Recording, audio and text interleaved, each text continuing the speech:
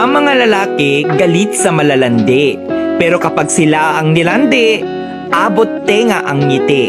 Ang lalaki kapag tamang hinala, kadalasan sila ang may ginagawa. Pero kapag ang babae ng hinala, di man eksakto, madalas konektado. Ang mga babae pag nasaktan, mas nagiging matalino, maganda at matapang yan. Kaya kapag iniwan mo siya, mahirap na yang balikan. Pag may babaeng gustong agawin ang iyong asawa, ipaubayo mo na. Dahil ang tunay na responsabling ama ay hindi maaagaw kahit nilalandi pa. Kaya tatanungin kita, kung ibabalik ka sa buhay single at kung mag-aasawa kang muli, asawa mo pa rin ba ang pipiliin mo?